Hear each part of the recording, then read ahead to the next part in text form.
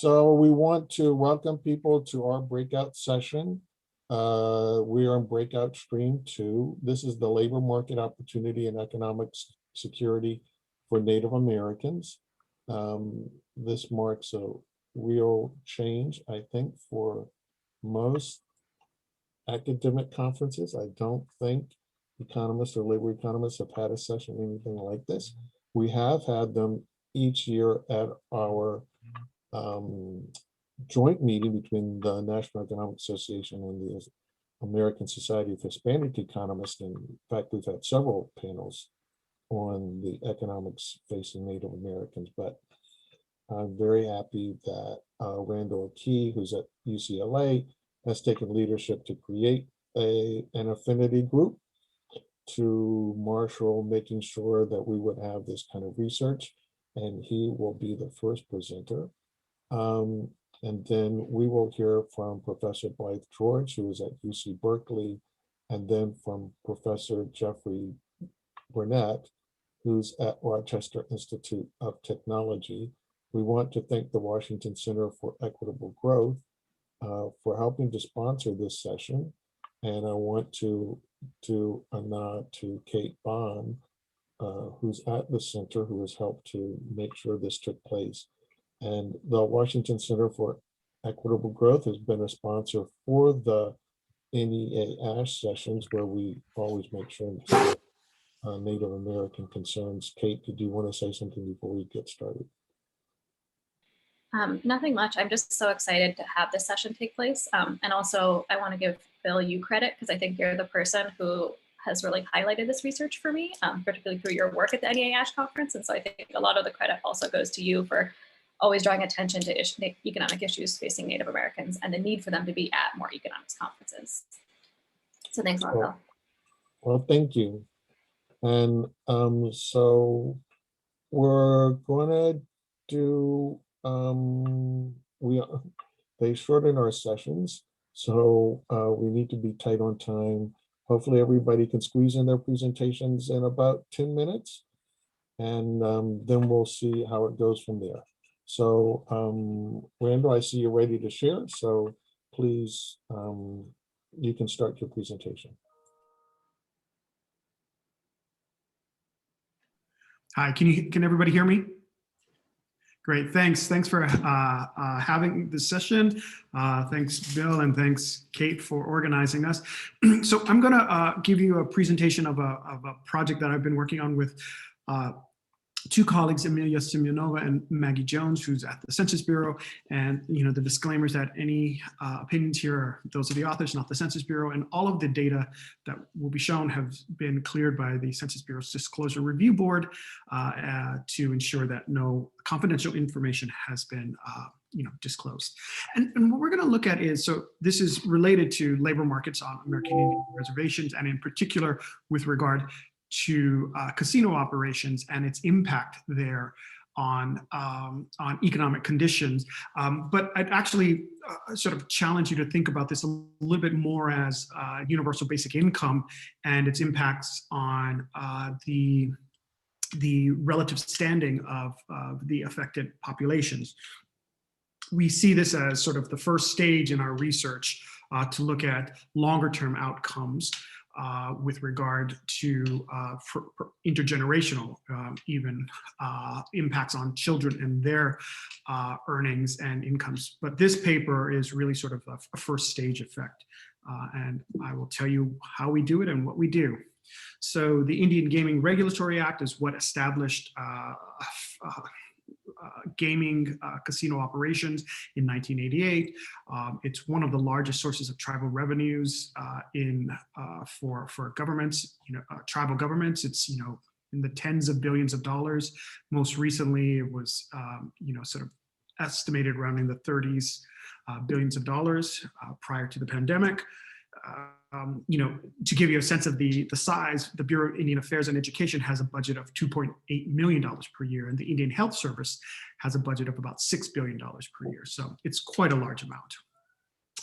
And the revenues can be used for different purposes: tribal government operations, local type of operations to provide benefits to the tribal citizenry, economic development activities, charitable organizations, and to local governments like county and municipal governments adjacent to the reservations, for instance. And so evaluating the effect of the Indian Gaming Regulatory Act has been difficult, primarily because we don't have lots of really good data that are longitudinal in nature for this relatively small population in the US. There's been some studies that have been cross-sectional, and so that shows you one period in time. And those studies have shown that the presence of casinos improves social and economic conditions. But showing the long-run improvements on children has been difficult. And I won't show that today, as I said, but that's forthcoming. And so our data is IRS data, so again, used in a confidential setting at the US Census, 1040 data. So it's the universe of working age filers for everyone who lived on an American Indian reservation in 1989.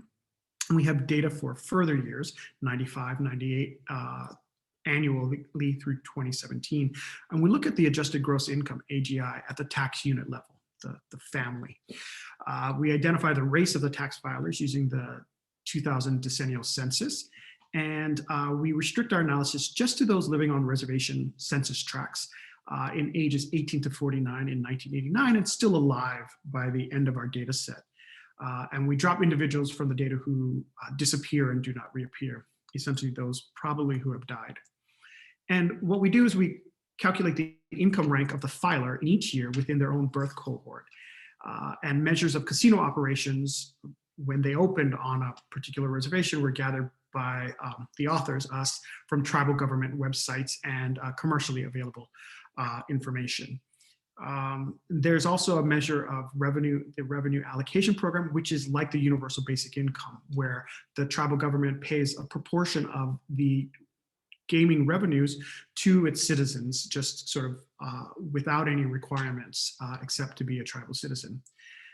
And so that is the information that we use, both the opening as well as the use of these quasi-universal basic income data to identify the impact on the income rank of tribal citizens.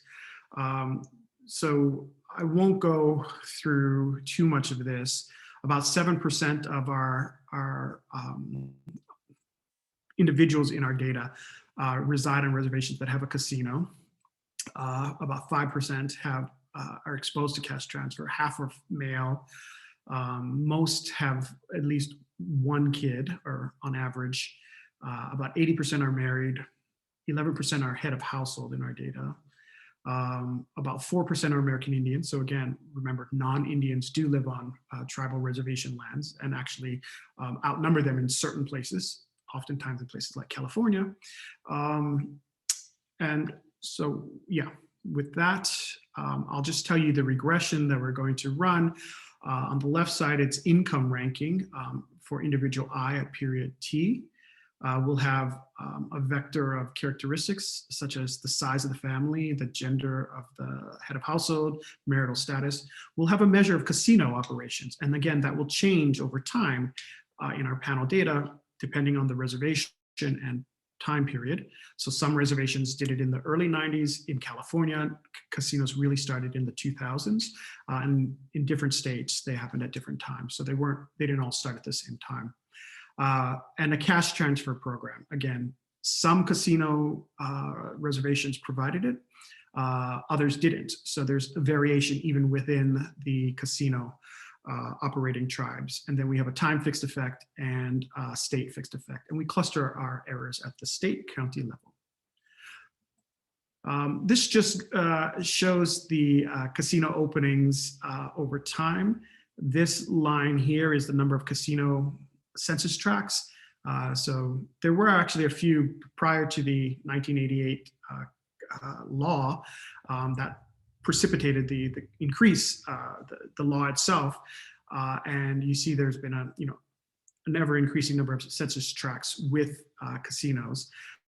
This dotted line here shows the number of casino tracts that provide the cash transfer. So again, the vertical distance here is the difference between census tracts that have casinos And these are the ones that have casinos as a given, but also provide the universal basic income type transfer. And so the regression results that we find, so I'll just start here on column 1, it shows that operating casino, again, being exposed to a casino opening increases your income rank by about 0.44%. So, about half of a percentage point. Again, income rank goes from 0 to 100, which is actually a relatively large amount. I've shown in other work that income mobility is quite immobile in the United States.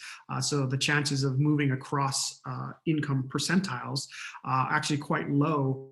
And in particular, in certain race groups in particular, such as American Indian and other minority groups. So this is in and of itself not insignificant.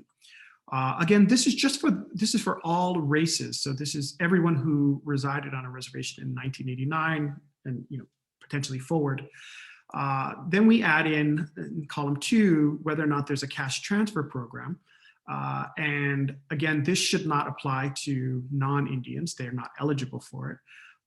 But the casino operating increases everyone's income rank by 0.6 of a percentage point. So again, you might think that, how this is increasing people's rank is that it's, creating economic opportunities, job and employment and other opportunities there.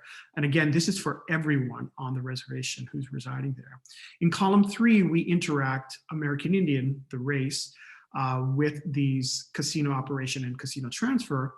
And we find kind of interesting results. We find that on average, American Indians are about 4 percentage points lower in the income rank than their non-native counterparts, which is accords with our expectations, given other data. But if you look at American Indian and casino operations, it looks like it's a negative coefficient here, negative 1.4. But if you compare it to the positive casino operation, 0.77, they're actually not statistically significant from one another, so they kind of tend to cancel each other out. The place in which there is a difference is the cash transfer program. Here it's a negative 0.27 for all groups. But if you look at American Indians, it's a positive 1.94. So first of all, they are statistically significantly different from one another. And it implies on net that the cash transfer program increases the income rank of Native Americans who lived on a reservation in 1989 by about 1.6 percentage points. So again, a big amount. And so that's the main results from this paper. It's a very sort of first stage type effect that we were trying to establish here. And what we find is that casino operations and cash improve the rank of all treated families, so both native and non-native. We don't see any effect of cash transfers for the non-natives, but we do see it for the American Indian households. And as I said, our future work intends to focus on employment, family composition, and the intergenerational impact of casinos and these incomes on the next generation. So with that, I'll stop. Thank you, Randy. Thank you for keeping to time. People can put questions in the chat and we can have them on reserve when we stop. And next, we're going to hear from Professor Blythe George. Hello, everyone. Thank you so much for joining me here today. I'm really excited to be on the panel. I'm going to keep the preamble short, though, and jump right in. Now, the contemporary urban poverty literature suggests that as a result of deindustrialization, racial segregation, crime, over-policing, mass incarceration, and other forms of structural inequality, there's been a detachment from work in low-income minority neighborhoods, especially for men, as the unemployment of fathers bled into the work experiences of their sons and grandsons. Chicago's South Side stands as one such archetype, where male labor force attachment attenuated as employers shied away from hiring those hailing from high poverty neighborhoods or enacted other forms of statistical discrimination along the lines of race and class. At the same time, potential employees chafed at these structural employment barriers with their troubled work histories a cumulative reflection of a psychological detachment from the world of work. Thus far, considerations of industry decline, racial segregation, and their attendant phenomena have been restricted to the urban core, as few other communities have been subjected to the scope and extent of subjugation as experienced by those living in inner city minority neighborhoods. One notable exception, however, would be the case of Indigenous peoples. On and off tribal reservations in the United States, the social and economic marginalization of tribal communities, along with their spatial concentrations of poverty, unemployment, and crime, have paralleled those of urban proximal groups, despite the overwhelmingly rural nature of most reservation contexts. I argue that in order to fully theorize the phenomenon of poverty and its connected inequities, we must apply these theories outside of the context of their genesis and into new and different environments. With this application, we have an opportunity to adapt them as necessary to reflect the circumstances of a variety of cases, and by extension, expand the conditions under which these theories accurately represent the social world. By focusing on the unique context of the Yurok and Hoopa Valley reservations of Northwestern California, I show that some of what previous sociologists theorized fits in this unique context, yet significant portions do not. As a first order concern, tribal men with criminal records were looking for work in the context of a slack post-decline labor market, a position further exacerbated by their high school attrition, criminal histories, and frequent substance dependencies. In spite of this, 3 out of 4 study participants were working or actively seeking work at the time of their interviews, and nearly every man described a strong desire to be the primary breadwinner for their households. In light of this tension between their poor labor market prospects and strong labor force attachment, I ask, what explains the continued engagement of tribal men with the world of work, despite overlapping structural and individual constraints? To answer this question, I draw from 35 cases built with in-depth ethnographic interviews, supplemented by over 1,000 exposure hours to my field site, focusing on the Yurok and Hoopa Valley reservations of Northwestern California. I myself am a member of the Yurok tribe. I focus specifically on tribal fathers with criminal records as a theoretical corollary to proximal experiences as theorized in urban spaces. Now, I find that tribal men with criminal records are distinguished from those populations studied previously in fundamental ways, most notably in their expression of a world renewal worldview. This worldview matters because it was an asset to participants and their employability, as it fostered a strong affinity for outdoor manual labor, explicit conceptions of personal responsibility, and lived in the body in the form of physical strength and technical know-how, all of which were assets to the job search process in low-skill manual labor markets. Going further, I highlight how world renewal men were able to tap into an alignment between their worldview and the local labor market structure to access the regional employment opportunities therein. This alignment was most accessible on reservation, even as negative outcomes like poverty and crime also clustered there. The term world renewal refers to the spiritual tradition of the Yurok, Hoopa, Karuk, and Wiyot peoples, a belief system that rests fundamentally on the primacy of the land and the rivers to support the life of indigenous peoples, and in turn, their responsibility to care for the area as its original stewards. In present day, this manifests in living off-grid in the most remote portions of the reservation, as well as the labor market clustering of world renewal men in natural resource industries of forestry, fisheries, and wildfire firefighting. This tie between world renewal adherence and the surrounding physical landscape is also evidenced in the frame of the power in maintaining balance, something most tangibly expressed in world renewal ceremonial dancing and singing, as well as the individual practices of prayer and fasting. The expectation of bodily service was particularly salient for world renewal men who were expected to give from their bodies in order to provide for their family's well-being. And this ethos is evidenced in the frame of men as Numi Pergark. Roughly translated, Numi Pergark refers to real men, a social linguistic distinction between the Yurok gender designation for male and the word for those who were able to support their families by providing for not only their physical needs, but their spiritual needs as well. The frames and associated behaviors of the world renewal worldview were each mediated by the body, with participants drawing from their own physical beings in order to enact their worldviews. In this way, participants expressed their world renewal worldview non-discursively, with the body serving as the tool with which they did so. For world renewal men, community level disadvantage manifested in their own experiences of adversity, such as dropping out of high school, the inability to pass a background check or drug test because of their criminal histories and/or substance dependencies, and driver's license loss following DUI or an inability to pay court fines.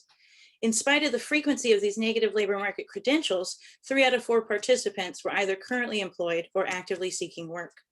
This was because participants tapped into their world renewal worldview and corresponding strategies of action to utilize their physical prowess and bodily knowledge to surmount the adversities of living on reservation and tap into the rich natural resources of the area for entrepreneurial work, as well as employment in the forestry, wildfire, firefighting, and fisheries industries. Additionally, work in drug rehabilitation and recovery was a growing industry in which tribal men could access their spirituality while affirming the mental health and physical well-being of themselves and their peers. In contrast, even when men living off reservation did find work, underemployment was more common than not, as they were likely to be rebuffed by the service sector employers found in town. By comparing the employment outcomes of those who live on versus off reservation, I highlight an alignment or lack thereof between the worldview of participants with their local labor market structure and the employment opportunities therein. For example, a world renewal man without a high school degree and a criminal record on reservation who has access to family land and/or natural resources may be able to find or make work relatively easily, whereas a man with the same skill set and same negative credentials may struggle to do so off reservation. In conclusion, while world renewal men overlapped with those previously studied in their experiences of high school attrition, substance use, and criminal justice contact, as world renewal fathers, they had access to different conceptions of manhood, family, and spirituality. These conceptions form the foundation of their masculine identity, which in turn inform their orientations towards work and supporting their families. Despite efforts otherwise, this worldview has persisted through to present day in the form of various social frames and individual strategies of action, representing a way of life that predates the inequalities that now shape the world renewal landscape. In spite of their strong labor force attachment, work looked a certain way, in particular, specific kinds of work, specific kinds of skills, even specific pitfalls. All of this was the case because participants saw the world differently, saw their ties to one another differently, and had access to different physical and spiritual resources by virtue of their world renewal worldview and the corresponding landscapes. These differences in labor force attachment, as compared to proximal groups studied elsewhere, were deeply connected to their historical legacy as world renewal men and to the work they had access to in present day. It was also a reflection of their firsthand access to the physical resources that went with their role as traditional stewards, including timber, wildlife, and land. And these materials represented unique assets alongside their spiritual value. Ultimately, this case offers another opportunity to think through the ties between structure, culture, and behavior. By inserting the experiences of tribal men looking for work on the reservation post-incarceration, I introduce a context in which adversity and limited economic opportunities stand alongside individual participation in the labor force, criminal records, and substance dependencies notwithstanding. I offer a very cultural story, but offer an example of culture that is arguably wholly different from that which has been observed elsewhere. In this case, culture was both a huge boon to one's attachment to work, with world renewal men having access to several points of meaning making in this regard. Even still, such cultural scripts also constrain the kinds of jobs they sought and their preferences for the work they did there. These inclinations were in tension with job availability, depending on location and vocation. Even with this tension, for those successful in gaining and maintaining employment, it was most often a process of alignment, whereby their cultural toolkits aligned with the physical resources of the surrounding landscape. In urban areas, even amongst those highly motivated to work, there is not the same alignment between the resources available to them and the cultural scripts they have access to. In fact, some of the cultural frames that are vital to survival in the inner city may at times hinder social mobility. Contrary to the dissonance observed in urban areas, tribal fathers on and near the Yurok and Hoopa Valley reservations experienced an alignment between the cultural frames and physical resources they had access to as 21st century world renewal men. Ultimately, their cultural resources aligned with the local labor market and natural environment to provide them with culturally valued ways to find dignity in work. Yet, as evidenced by their criminal histories, their strong attachment to work was interrupted by the slack markets in which they found themselves, coupled with the continued marginalization of their community in the forms of historical trauma, incarceration, and addiction. By leveraging what is in essence a cultural explanation for their job market behaviors, I push for elevating worldviews and the frames therein alongside existing considerations of how economic motivations and structural forces shape labor force attachment. Previous lines of inquiry have discussed the alternating roles of structure and culture in shaping employment patterns, while others have articulated how structure has shaped culture in specific contexts to make certain outcomes more likely over others. With this contribution, I add a third way of thinking through the connections between structure and culture. I describe a case in which various elements of the contextual structure, such as the physical landscape and the resources therein, align with aspects of culture, like the high valuation placed on stewardship and physical labor, such that individuals experience a wider range of outcomes than can be explained by simply focusing on one or the other. Ultimately, an important feature of this study is the alignment between the culture of tribal job seekers and the opportunities for work and entrepreneurship in the local environment, whereas such an alignment is less frequent in the case of the urban poor. Thank you for your time.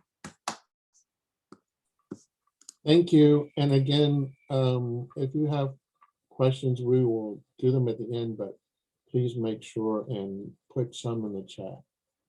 And the last paper is from Professor Jeffrey Burnett.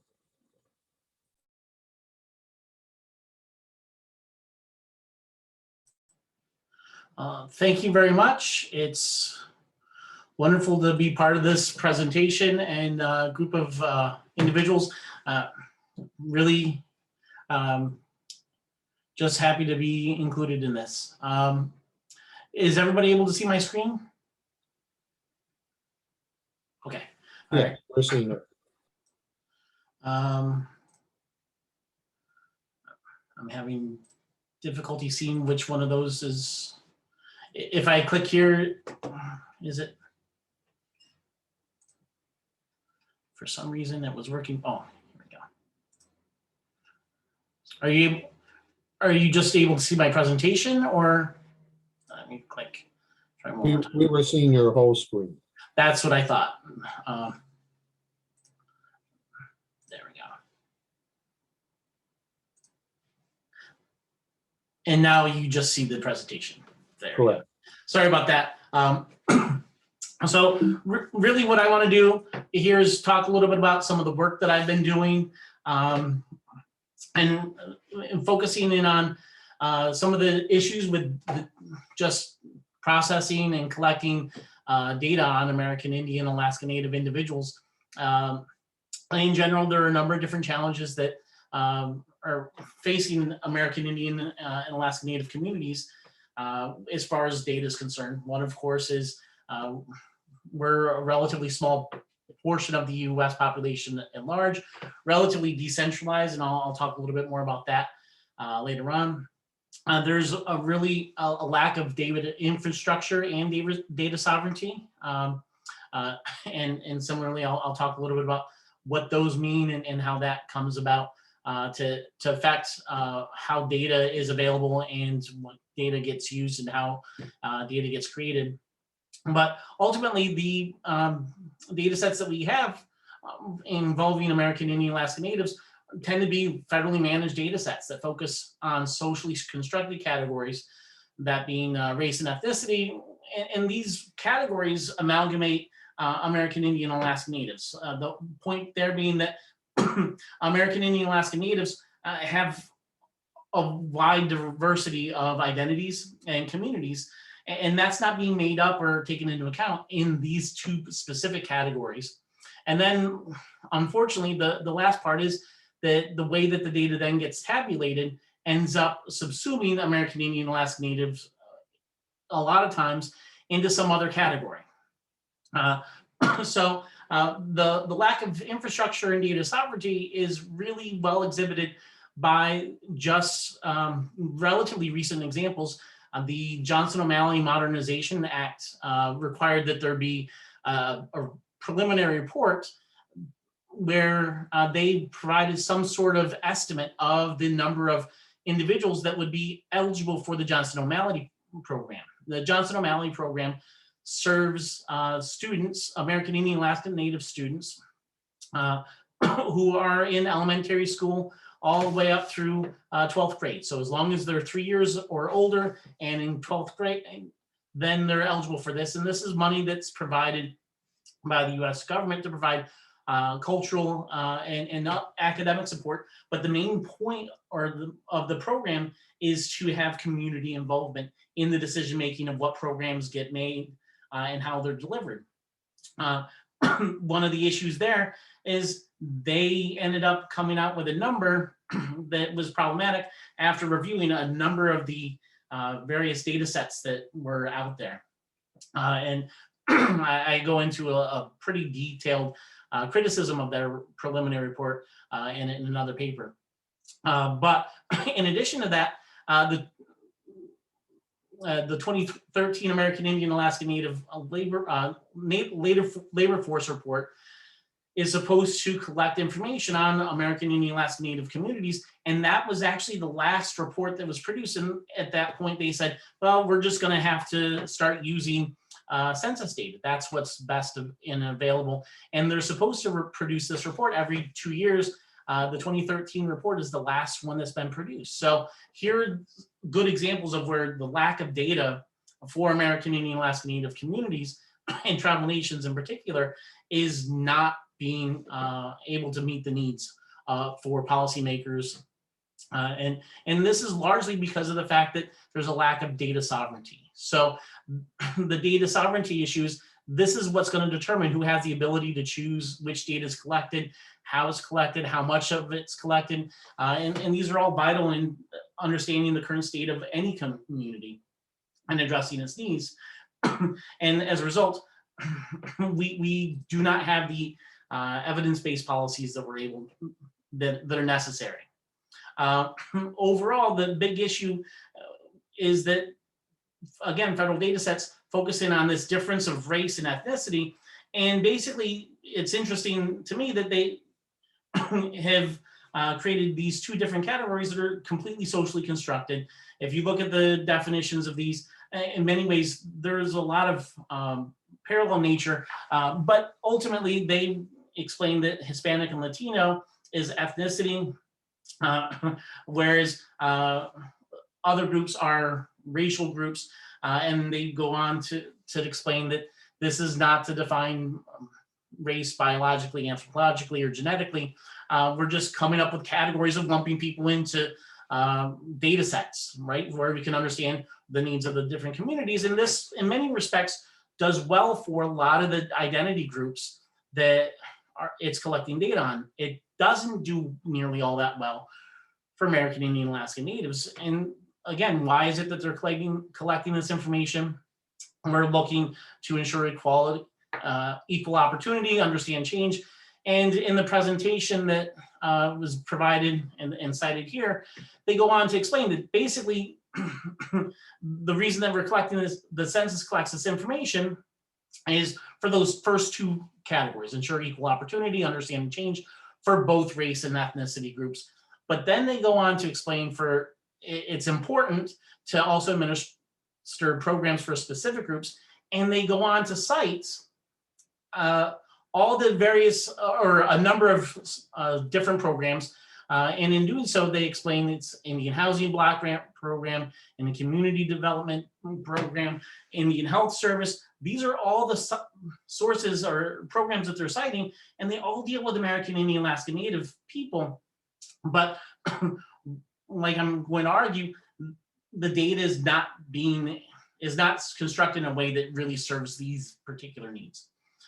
So the OMB established its standards for collecting race and ethnicity data and categorizing individual groups as follows. One of the things that's consistent amongst white, Native Hawaiian, and other Pacific Islander, Black, African American, Indian, Asian, with the descriptions is that in every single case they're explaining it has to deal with a person having origins in some particular place, right? For instance, Europe, Middle East, Samoa, Pacific Islands, Hawaii, Mexico, Cuban. For Hispanic, there's the addition of culture to the origin. But for the other groups, it's all dealing with location, except for American Indian Alaska Natives, where we're explaining that it needs people that are connected to the tribal community versus with tribal affiliation or community attachment. One of the other things that's relatively confusing at times has to deal with the focus on people who are Central American, South American, North American. There's a nice paper talking about some of this by Forbes, explaining some of the history of American Indian Alaska Natives and Latin American categorization. But my argument is that American Indian Alaska Native groups are not being served by those categories because ultimately there are a couple different contingency groups or identity groups that are important. One is citizens of one of the 574 federally recognized tribal nations. That's those individuals, as well as those other individuals who are not citizens but are eligible for federal services, make up a number of the individuals that were described in those programs. There's also individuals that are members of state recognized tribes. They're not eligible to receive federal services because they're not recognized by the federal government, but individuals can be part of a state recognized tribe that ultimately does receive federal recognition. So there are these changes that come about over time, much like some of our understandings of racial groups. But then there's also individuals who identify as American Indian Alaska Native that don't fit into one of those three groups. An example of that would be myself, where my father is a citizen of the Onondaga Nation. However, because the Onondaga Nation maintains a blood quantum requirement as well as matrilineal ancestry, I am not eligible for tribal citizenship. But my father is a citizen of the Onondaga Nation. I maintain a connection to the community in that way, but I don't fit in any of those other three categories. But that group itself has a wide variety. There's a number of people that you could think of that might fit into that have smaller amounts of connection to the community. And why do these categories exist? Part of it is treaty making, right? American Indian Alaska Native nations or indigenous nations made agreements with federal or state governments, and many times giving up land and other things and resources in exchange for commitments on education and other things. And that's something that was maintained for a long period of time. Intermarriage with other groups. There's a lot of work that talks about how that's taken place, and as well as the fact that the U.S. government did participate in urban relocation, taking individuals from tribal nations in rural areas and relocating them into urban areas. This resulted in urban areas surpassing the population in rural areas, and that's taking place currently today. Now, the interesting thing there is this was all under the guise of employment insurance assistance, and there's some scholars who would argue that this was a part of an assimilation process that actually also encouraged intermarriage between white women and American Indian men. But the other category or thing that took place is in 1975, the passage of the Self-Determination and Education Act is what recognized every single tribe's ability for self-determination and to determine who is a citizen of its tribal nation.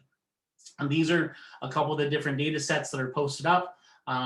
But the result of this is, if you look at the data in pre-K to 12th grade, you can look at the number of students in blue, and you see here that it's relatively constant. And then all of a sudden, after 2009, it starts to go down.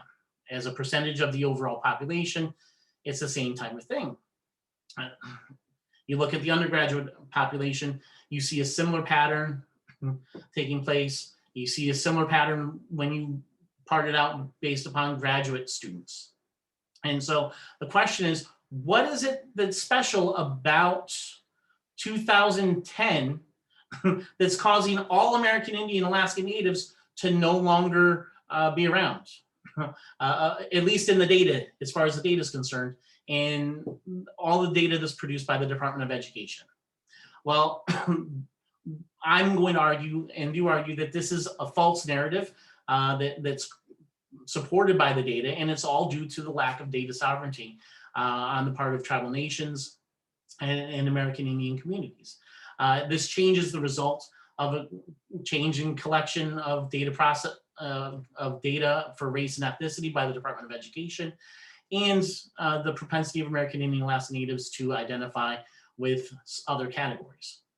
In 2010, what took place was the Department of Education switched from a system that said everybody has to check one box, and we're not differentiating really relatively whether or not somebody could be Hispanic, Latino, or and a member of a particular race.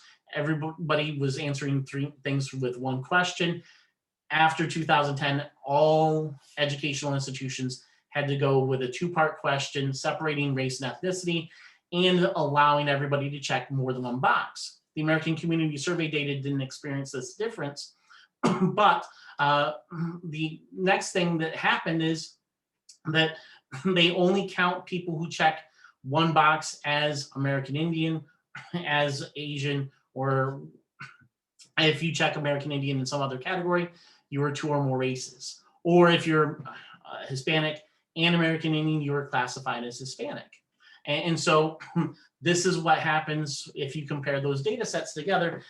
It doesn't make a difference which kind of level of education you're looking at. What you see is that for the census data, it's relatively constant throughout the whole entire period. It didn't experience that change, but the data from the Common Core data from the Department of Education did.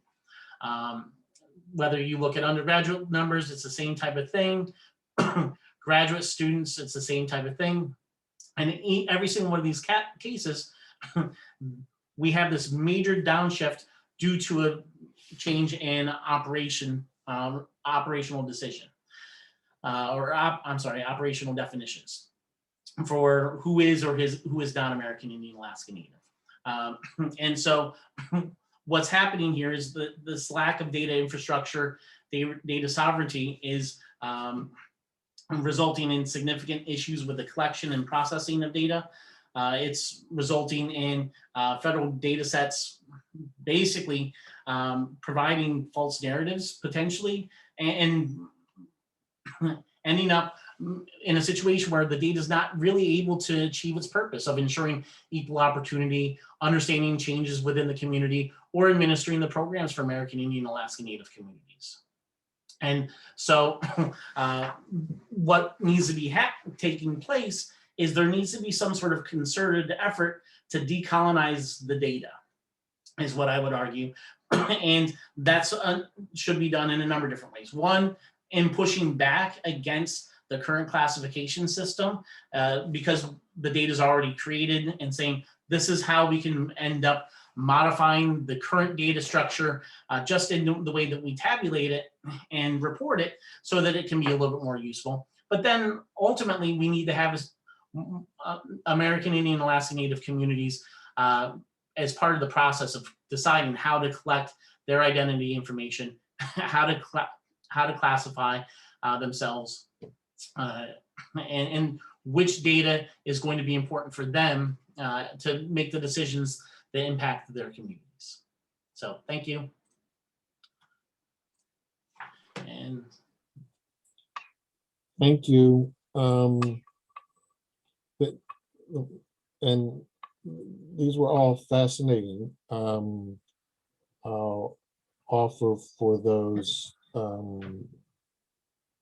who haven't been looking at the chat, some of the questions that Kate was asking to Randall about whether we have data on the amount of the transfers that came from the casinos and the timing, whether they were like monthly, quarterly. I'll let Randall respond to the questions, but that was the question that was put out there. Yeah, so thanks for the question. Yeah, and they differ across different communities, primarily because it's related to the size of the revenues that they get in a particular year, but also it's dependent on what the tribal government decides, what percent they'll be paying out, and also the timing, whether it's every 6 months or annually. So wide variation. We're not actually estimating that, and I also indicated that we actually weren't going to present that because to some extent that is somewhat proprietary information tribe by tribe, and that kind of gets to the indigenous sovereignty discussion that both Dr.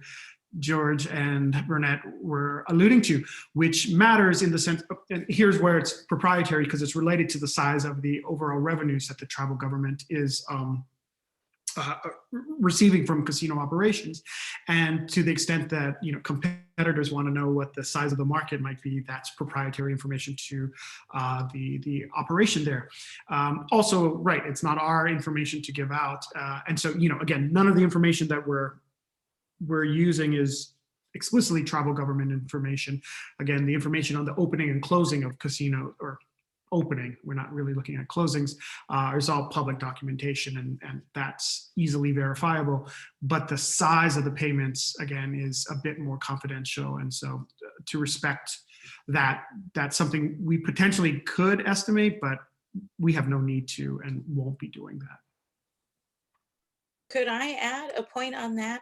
I just wanted to say also that there is kind of a fascination, I feel like, with non-Indians to know what we have and what we have access to. And so as soon as you say we get any kind of money from anything, it affirms that. And so I would actually encourage those who are thinking about this for policy to step back so much from the specifics of what those cash transfers look like for any one tribe, and instead think more generally that, there is that cliche in economics that the rising tide that lifts all boats. In this instance, I think your study shows that that is actually possible.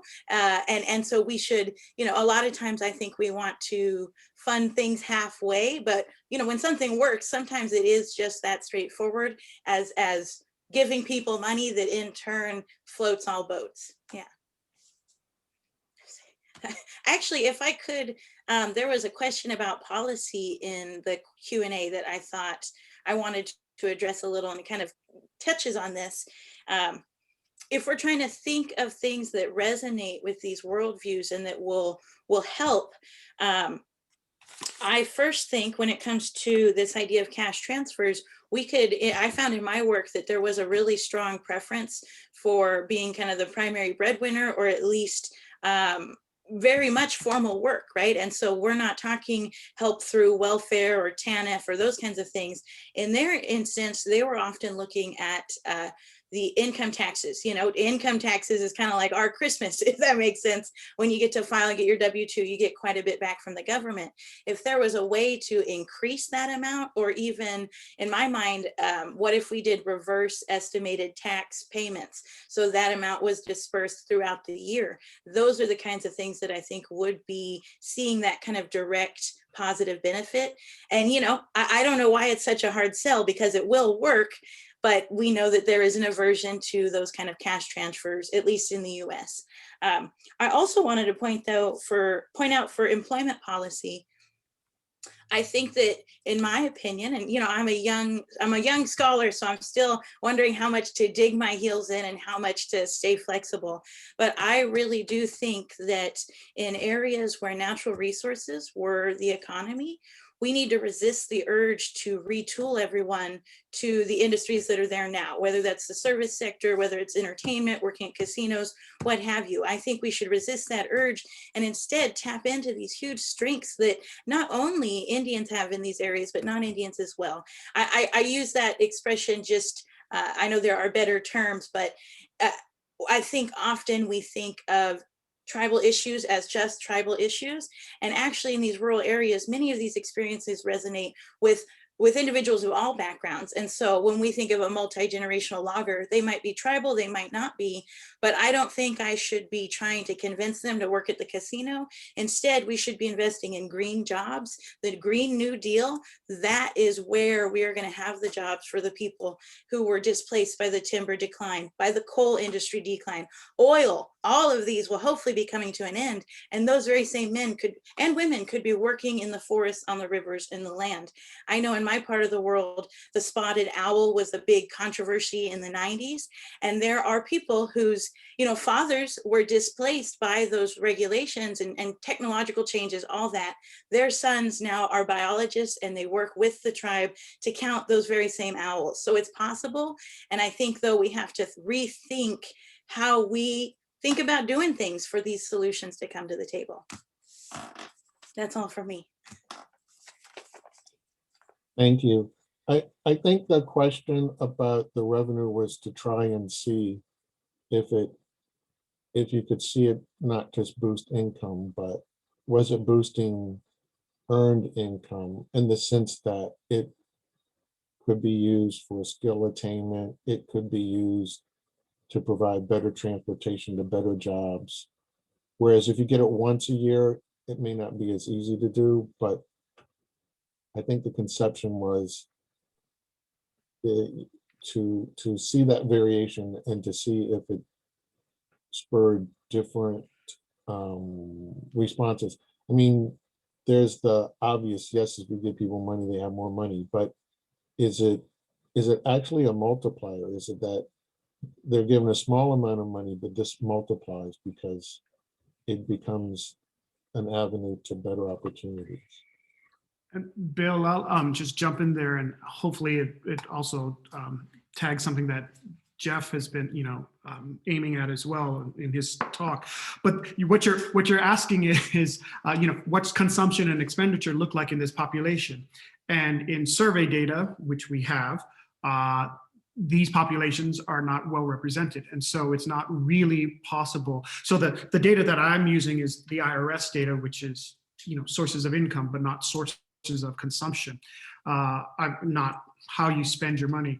And that's one of the drawbacks. And so, you're hitting on a different angle of something that Jeff has been hitting on, is that, these populations, and I think that's where we're at. And I'll let Jeff speak more for himself, but I think that's where we're at, is we have a need for better data collection and broader data collection for these for small populations in general, because we can't answer these really important questions. Right, but my question wasn't consumption. It really was like, is it simply people get $10 and so they report $10 more on the IRS, or is it they get $10 but they report $20 more on the IRS because their work went up or their other income went up? So it isn't the simple I gave people money, which we think should boost income, that gets reported.